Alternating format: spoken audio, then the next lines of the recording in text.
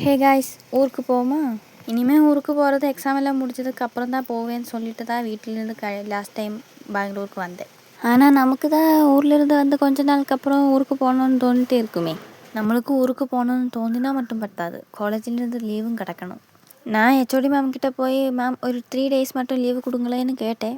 நான் லீவெல்லாம் கொடுக்க மாட்டாதுன்னு நினச்சி தான் போய் கேட்டேன். ஆனால் அவங்க எனக்கு 3 daysன்னு நான் கேட்டது, அவங்க எனக்கு 10 days லீவு கொடுத்துட்டாங்க. அப்புறம் என்ன, லீவு கிடச்சிட்டாங்க.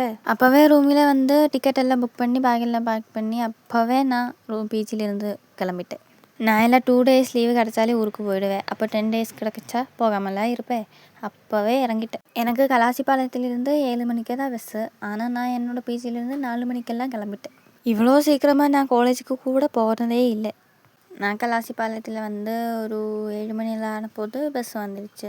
இங்கே டிராஃபிக் இருக்கே, அது மட்டும் தாங்கவே முடியலப்பா.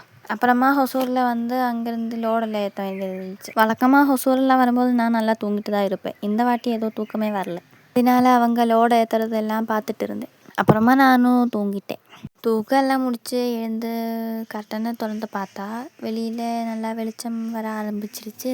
மறுபடியும் அப்படியே கிடந்தா நான் மீண்டும் தூங்கி போயிடுவேன். அதனால நான் எழுந்து உட்கார்ந்துட்டு ஒரு 6 மணி எல்லாம் ஆன போது கம்பத்தில் வந்துட்டேன். நான் வந்து பஸ் ஸ்டாண்டுக்கு போனேன். அங்கேருந்து தான் எனக்கு அடுத்த பஸ் இருக்குது. கம்பத்திலிருந்து கட்டப்பனை போகிற பஸ்ஸுக்கு தான் எனக்கு ஏறணும். இனிமேல் போக வேண்டியது கேஎஸ்ஆர்டிசியில் தான். பஸ் வந்ததும் நான் பஸ்ஸில் ஏறி சீட் பிடிச்சிட்டேன், இல்லைன்னா சீட் கிடைக்காது.